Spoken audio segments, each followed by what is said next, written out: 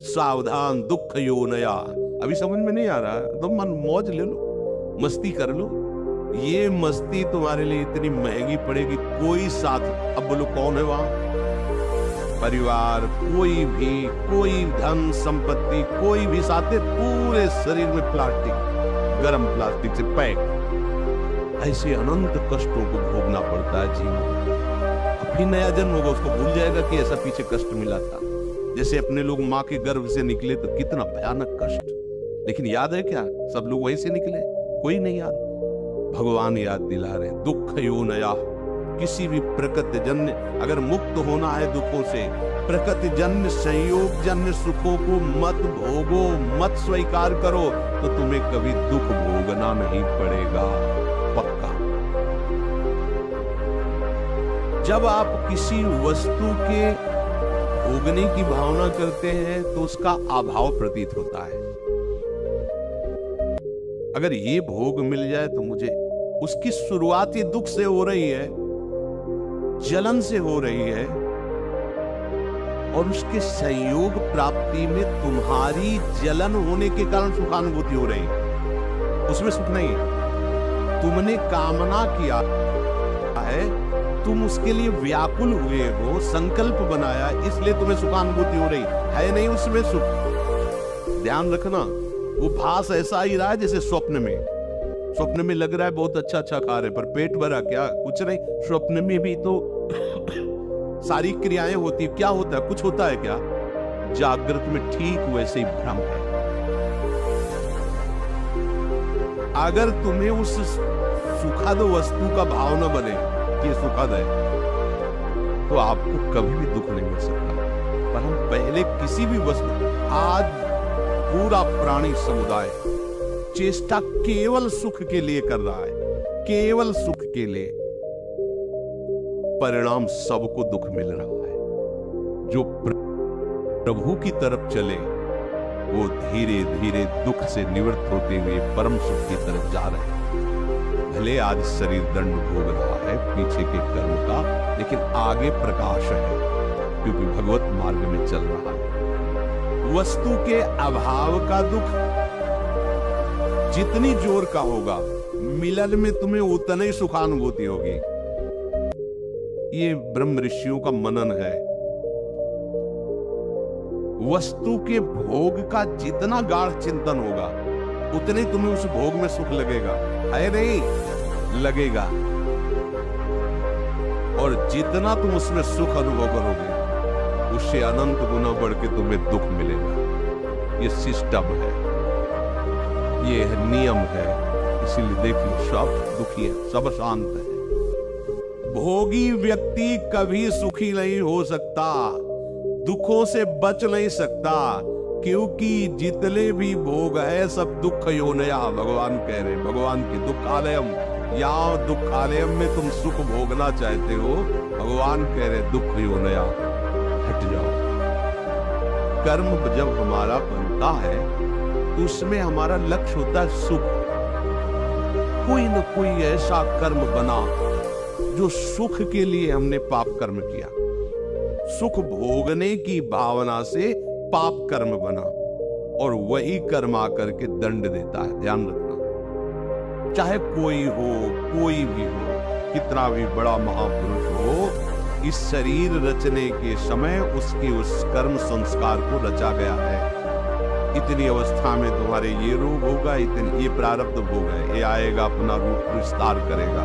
लेकिन ये भजन का, ये भगवत शरणागति का प्रताप, वो बस कवच बन करके उसकी रक्षा करता है, ना उसे भय होने देता है, ना शोक होने देता है। अब ये शरीर छूटा, पीछे सब गोदाम में आग लग गई, और उसमें एक भी कर्म ऐसा नहीं जो जग सके या नवीन हमें बंधन दे सके। खत्म। आगे जो कर्म हो रहे हो भगवत अर्पित है, वो खत्म। प्रारब्ध जो है धीरे धीरे खत्म होता जा रहा है, और उसको कैसे भुगवा रहे? कृपा कवच से। सत्य कहते हैं, अगर प्रियाजू की शरण में न होते तो रोज हम ऐसे जलते जैसे किस तवा में रोटी सेकी जाती है। ऐसे जलते और मनाते कि ये शरीर छूट जाए तो अच्छा है। मनाते, कहाँ इतनी अर्थव्यवस्था, कहाँ ऐसी सेवा, कहाँ ऐसा हृदय की विश्राम स्थली, कहाँ हृदय को लगाते। किस पर लगाते? जिस पर लगाया था वही धोखा दे रहा था। क्या होता थोड़ी देर में?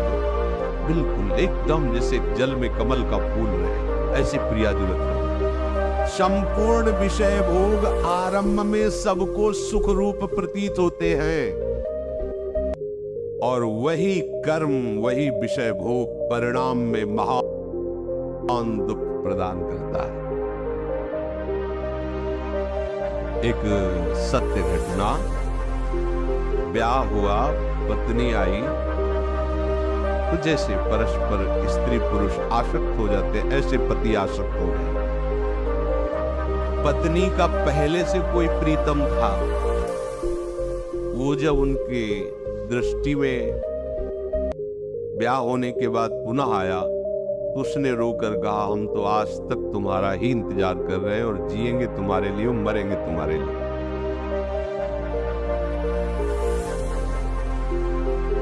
अब ये तुम सोचो कि तुम्हारा प्यार कैसा है। तो उसने कहा, इस बार ऐसा हो जाएगा, मायके आ रहे हैं, बुलवाएंगे। मायके गए और वहां से फोन किया कि आपके बिना हमारा दिन नहीं कट रहा, माता पिता तुरंत भेजेंगे नहीं, आप 1-2 दिन के लिए आ जाएंगे। वो जो बहुत ज्यादा चिपकती है, नाक मुंह में लगा दिया उसको, फेबरी है, और उससे हाँ क्विक क्या, हाँ वही नाक जैसे खवा पिया के लिटा दिया और मित्र को बुला लिया और नाक में और मुंह में वही मिनट में एकदम जाम गया। ये सत्य घटना। क्या हुआ, कहां सुख है, किसमें सुख है? अब वो एक अलग जेल में, एक अलग, एक मरा और दोनों अलग अलग जेल में, तीनों का जीवन नष्ट हो गया। क्या हुआ? सुख भोग की लालसा। देखा, अब अगर हम ऐसे ना समझाए तो लगेगा भगवान कह रहे दुखी होने आए, ऐसे दुखी होने आए। धर्म से चलोगे, भगवत भजन करोगे, धर्म के निर्वाह के लिए विषय स्वीकार करोगे, तो आप सदैव सुखी रहोगे, इस लोक में भी और परलोक में। धर्म विरुद्ध आचरण करोगे, सुख भोग के लिए भगवान की आज्ञा को उल्लंघन करोगे, तो न यहाँ सुख पाओगे न वहां सुख पाओगे। लिख लो ये बात, आज भले मुस्कुरा लो, कल मुस्कुराहट में जहर होगा। मान लो बात, ये भगवान की बात है, दुख है यो नया। जगह जगह ये सुख की लालसा ऐसा नष्ट कर देती है। मेजर पदवी पर आर्मी में थे, भ्रमण करने से सब मिले। बहुत सुंदर उनका बंगला था, बहुत सुंदर व्यवस्था उनकी थी कानपुर में। सामने मिठाई की दुकान थी, पंजाबी शरीफ था उसका, सामने मिठाई की दुकान। अब वो आर्मी के तो 4-4, 5-5 महीने बॉर्डर में ही लगे हुए हैं, तो उसका उससे मित्रता हो गई मिठाई वाले की दुकान से। गेटमैन रहता उसके, पर जब मालकिन का आदेश है तो गेटमैन क्या रोकेगा।